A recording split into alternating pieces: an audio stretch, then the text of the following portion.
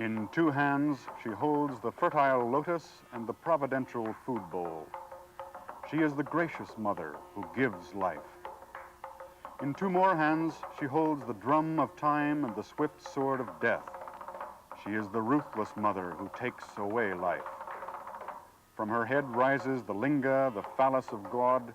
For whatever her role, giver or taker of life, she is the power and energy of the cosmos, the eternal goddess.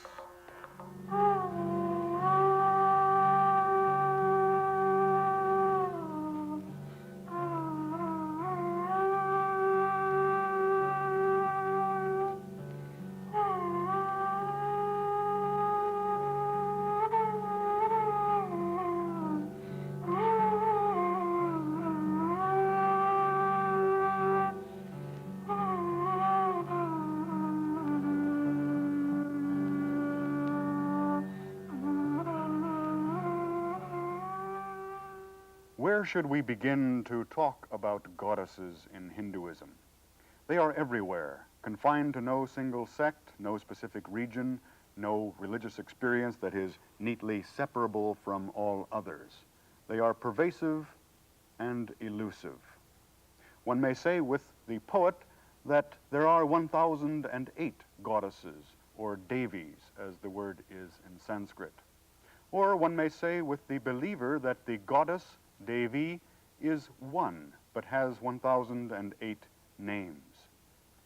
Despite the amorphousness, the fluidity of function, the often baffling configurations in myths, rites, and symbols and speculations, it does seem possible to locate a coherent religious expression of the goddess in the long history of Hinduism. And this coherence stems from a widespread understanding of cosmic energy, Shakti, as feminine. From this word Shakti comes the term Shakta to refer to one who recognizes and worships the goddess as supreme, as the source of being itself. Now we could begin by declaring the manifestations of the goddess to be the consorts of the great gods Vishnu and Shiva. And that is certainly part of the story, as we may see here in this worshipful figure kneeling at the feet of a reclining Lord Vishnu in a 7th century cave relief. Or in this 11th century relief of a diminutive goddess seated modestly behind the shoulder of her lord, Shiva. And then we could proceed to link each manifestation of the goddess with some major or minor male deity in the classical Hindu pantheon, or in the regional and local pantheons, where the Sanskrit or so-called great tradition goddess is sometimes only marginally visible, sometimes entirely absent. But such a procedure, while systematic in its way, would bring us late and ill-informed to the story of the goddess. For what evidence we have tells us that the goddess was worshipped in South Asia long before any known god. This wide-hipped, full-breasted goddess with her elaborate headdress is typical of images in the folk religion of North India 2,000 years ago. And similar figurines have been found in the earliest agricultural settlements of the Northwest nearly 5,000 years ago in the areas that are now Pakistan and Afghanistan. These appear to be related to goddess figures in the agricultural communities of ancient Iran and Mesopotamia.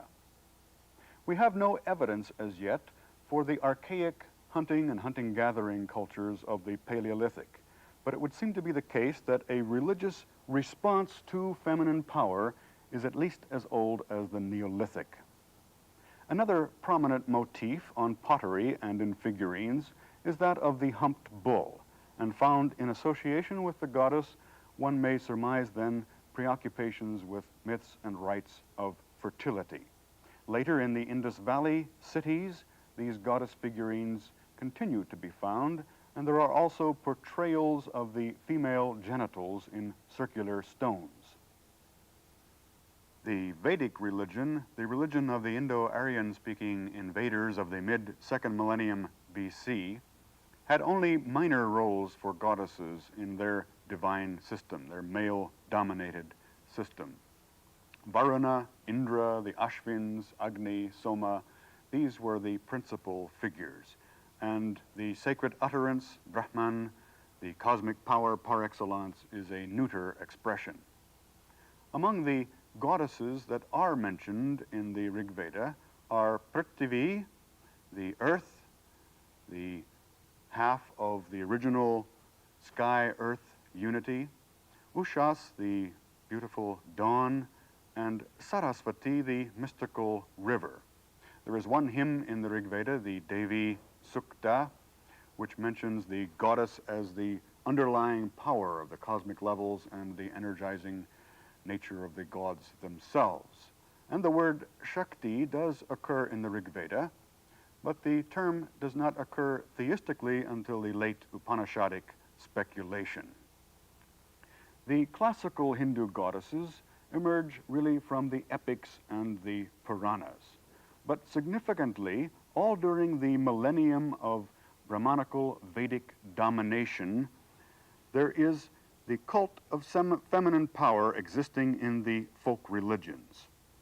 We know this, for example, from the cults of Yakshinis, or Yakshis, female spirits connected with the fertility of the earth and trees and the worship of serpents.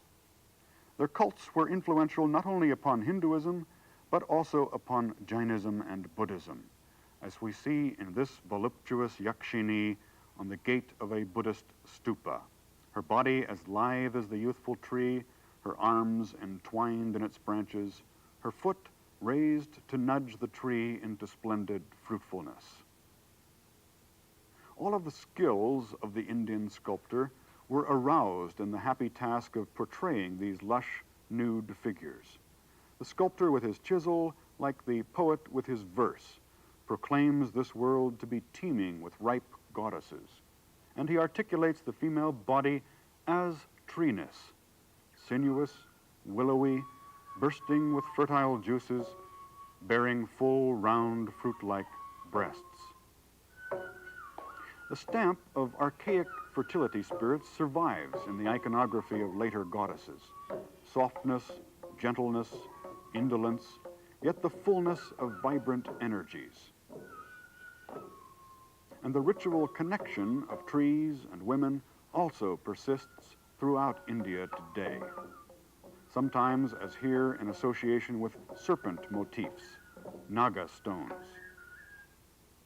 What we find emergent in Hinduism is the profound identification of primal matter, of the cosmic elements, with the female. The earth is a mother, and she must necessarily be fruitful, or life itself would become extinct. In parts of India, it is believed that the earth menstruates annually, and a period of her impurity is observed. There are two goddess heroines in the great epics, Sita in the Ramayana and Draupadi in the Mahabharata. Sita is literally the plowed furrow of the field, and at the end of the epic, the earth opens to receive Sita, her own. The myth of the cosmic boar who dives into the cosmic waters to bring up goddess Earth on his tusks is an archaic and a well-known tale.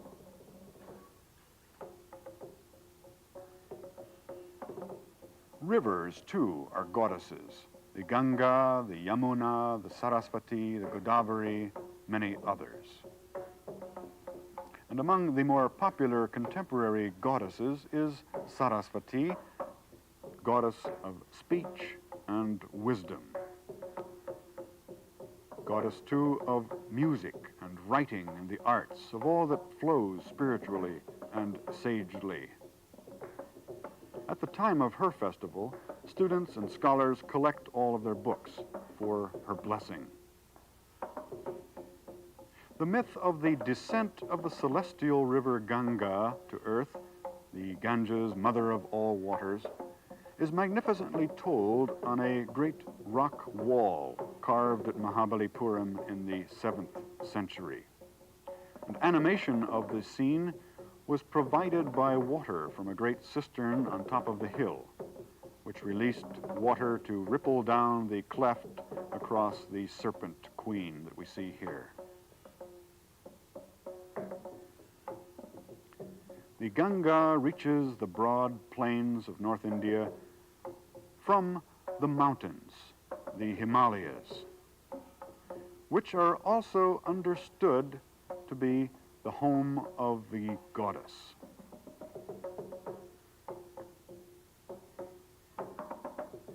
Parvati is the daughter of the mountains, and it is Uma or Parvati or Gauri, for she has many names, who is Shiva's mate.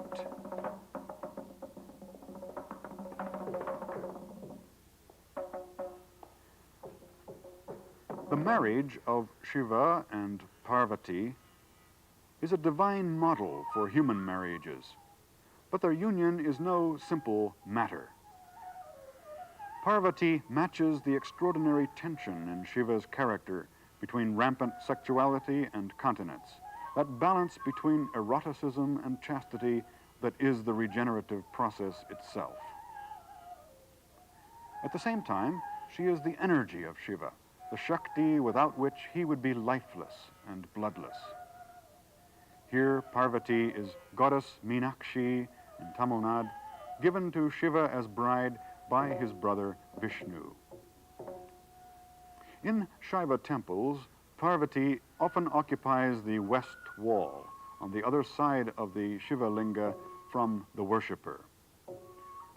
And we recall that the Shiva Linga itself is couched always in the yoni, the representation of the female generative organ. Now, just as Parvati appears in the epics and Puranas as the mate of Shiva, so does Lakshmi, or Shri, as she is also known, come to be associated with Vishnu in all of his many forms. Lakshmi is the goddess of fertility, as it is manifest in wealth and beauty. She is closely connected with human fortune and destiny, and a number of women's festivals center upon attentions to her. She is worshipped in great temples, as here in the form of Mahalakshmi, fully dressed after pujas, and she may be worshipped in household shrines as well. Women may be homologized to each and all of these manifestations of the fertile goddess. For example, here a young bride-to-be engages in daily worship of Gauri, represented by the painted clay pot. And on the day prior to the marriage rites, the bride herself is worshipped as a goddess in several preliminary rites. Here, in a local form of worship of the matrikas before a wedding, the various goddesses, the matrikas, the mother of the bride touches strands of her hair to small cow dung goddess figures plastered to the wall of the house and covered with numerous offerings. Then she engages in an elaborate 2-hour puja to 17 such goddesses on the wall of another room of the house, carefully screening the properly worshipped figures from view when all is finished. The marriage rites culminate in the act of conception, and a woman then becomes a mother. Like the goddess, the stuff of the cosmos, the waters and the earth, the mountains and the trees, she bears fruit and renews being. But the goddess not only offers life, she also takes it away. This brings us to consider what from the human perspective is the dark, the terrible, the demonic side of the goddess, but which from the perspective of the goddess herself is the entirely natural corollary of life, and that is death.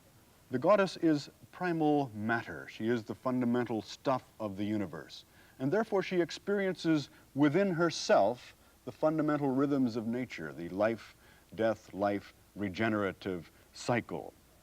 There is a fundamental dichotomy in Indian thought between what is expressed in some philosophical schools as Purusha and Prakriti.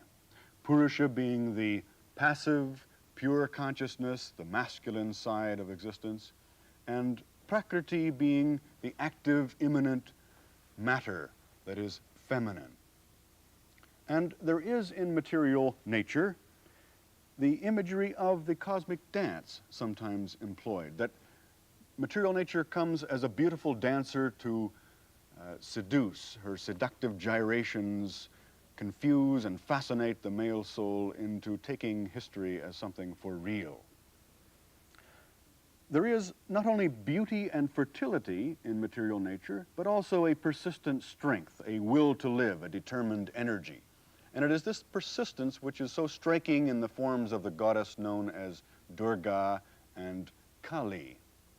Sometimes I think of the goddess here as the sacralized statement of Helmholtz's first law of thermodynamics, that energy is neither created nor destroyed, but always conserved. For here is the mystery of the goddess. She is the mother, she is the primal source, the uncreated source. At the same time, she is creation itself, the inexhaustible supply out of which she creates lives or destroys them effortlessly. In the epic period, the goddess takes on the role of the slayer of the gigantic buffalo demon Mahisha. For Mahisha has threatened all of the gods and they are powerless before him. Finally, their combined fiery energies result in the creation of Durga, who rides out upon her lion to do battle, as we see in this 7th century relief in Mahabalipuram, one of the greatest relief sculptures in all of India. The imminent destruction of Mahisha is apparent in this extraordinary statement of the casual power of the goddess. She does not need the muscled arms of Indra or Vishnu or Shiva. She has inexhaustible interior strength, and that will be more than sufficient. Mahisha knows this. His eyes and the retreating bend of his massive body tell us this. His weapon and legions are useless. Vishnu, Shiva, none of the gods could prevail against him, but this slim woman rides effortlessly, almost playfully against him. She is invincible, and Mahisha has already lost his head. And here is a casually triumphant Durga on his severed head. Strangely, one recognizes one's own mortality in Mahisha. Like him, we are transfixed in adoration and terror before this persistent goddess. This persistence is the key. She does not become the goddess of victory in war or the goddess of cosmic time that knows nothing of victory or defeat by means of masculine power. She replicates another kind of power, the feminine power of interior resolve, of inexhaustible energy, of moral and spiritual perseverance, like Parvati, who performs here austerities for 36,000 years to fulfill a vow. We see this perseverance time and again in Indian literature, in characters such as Savitri and Sati, for example, women who persevere through adversities and serve as powerful models for Indian women. It was Savitri in the Mahabharata whose courageous pursuit of the god of death won her husband back from the dead. And women today tell her story and then wrap threads about trees to assure long lives for their husbands. And Sati, who threw herself into the sacrificial fire out of loyalty to her husband Shiva, and is commemorated here in a shrine with the interior image garlanded and worshipped. These myth ritual models for Indian women have been difficult burdens for women to bear, being largely products of a male literati that throughout India's long history has treated women with what might be called consistent ambiguity.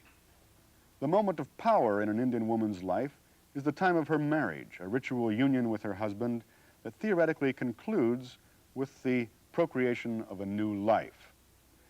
But there is a romanticism in the ideal of the woman who must be a figure of loyalty, of fidelity, of truth, devotion, one who is totally dependent upon her husband, and above all, chaste.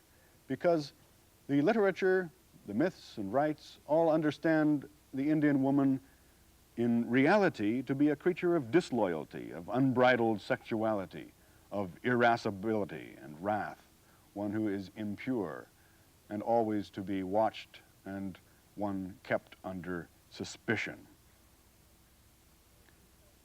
The worship of Durga and other forms of the goddess takes place at home shrines or in temples such as this one in Benares. The worshippers come and prostrate themselves at the entrance to the temple, then come forward to the image, greet the pujaris, the temple attendants who sit before it, and give to the image of the goddess here their offerings. Offerings such as a coconut, for instance, might be given to the goddess, a coconut wrapped in a red and yellow cloth, the coconut then being cracked open as an offering to the goddess and taken back. Or one might carry garlands of flowers, offer sandalwood paste, threads as symbolic clothing, colored powders, reds and yellow powders, and various other objects. The great festivals of the goddess take place at the times of Durga Puja, twice a year, 6 months in interval. And temples are lighted and then quite crowded during these festival occasions with worshippers all over India. This is the time when one might offer a goat to the goddess. The goat here being decapitated and offered as a presentation to the goddess, the meat then being given as food for low caste or non-Hindu peoples. Also, it is a time of ecstatic dancing, these men whirling pots of incense and embers as they dance into trance states possessed with the spirit of the goddess. On the 10th day of the festival, which coincides with festivals for Rama as well, the images are taken down to the river and immersed. Here, the goddess, with her lance against Mahisha, is carried out into a boat and then pushed into the river as the concluding part of Durga Puja. Kali is the more ferocious portrayal of Shiva, of the goddess, as she dances here upon the prostrate form of Shiva, garlanded with human skulls, or in this village shrine, bearing her bloody sword above her head. There are also goddesses of various terrible diseases, such as smallpox. This shrine, and one of the most frequented ghats in Benares, is that of Shitala, the goddess of smallpox. And worshippers come constantly to her, the image inside being attended by the pujari here.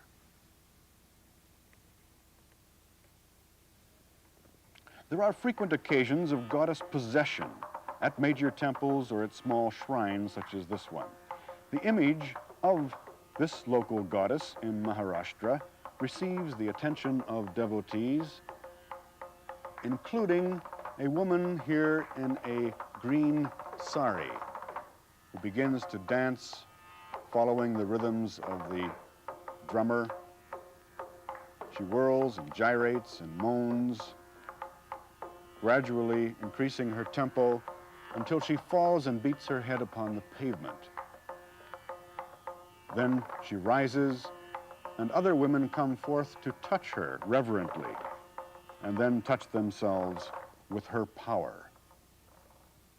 We have discussed earlier the tantras, esoteric texts concerned with liberation by purification of the mind and body. These texts being closely allied to traditions of the Shaktas, or worshippers of the divine cosmic energy that is female.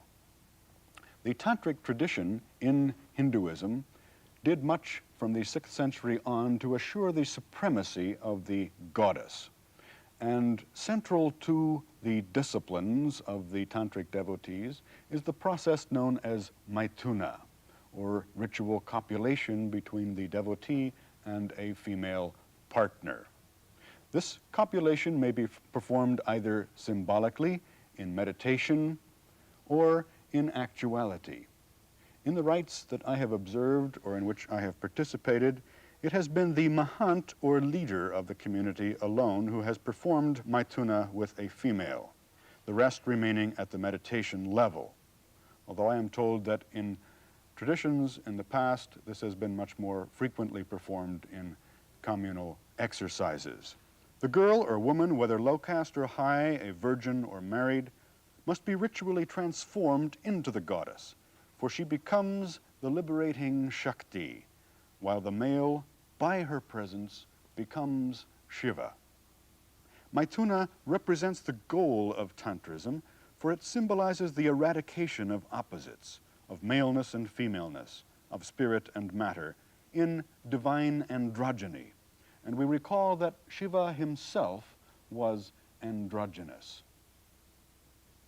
In conclusion, we might note that the goddess is not only the folk shrine, the classical image, or the meditation symbol, she is also a living presence in India.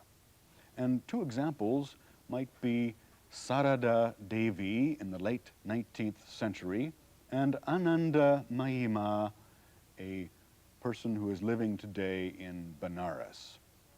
Sarada Devi was born in 1853 in Bengal, and at the age of 6, she was betrothed to Ramakrishna, who was then 23.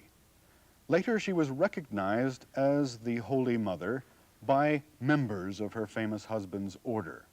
And extraordinarily for a Hindu widow, she lived for 34 years as one of India's most powerful spiritual presences. She died in 1920, but today she is often blended in folk religion into classical goddess traditions like those of Parvati or Durga, as we see in this eclectic shrine to her in central India. Another Bengali Brahmana girl was Ananda Mahima, born in 1896 as Nirmala, then married at 13 to the man we see here, who later became her disciple.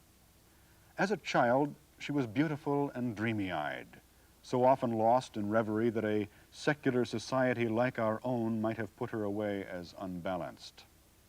But in India, where the unconventional few become spiritual guides for the conventional many, she was recognized as a blissful, playful incarnation of the goddess and called Ma, Mother. She is not a teacher or writer or performer of miracles. She is a hierophany of the goddess and need do nothing more than provide the focus for human reverence of divine feminine power. Her thousands of devotees, many of them professional people, have built ashrams for her all over India. She has gone through periods of silence for as long as 3 years, and for the past 27 years, she has not fed herself.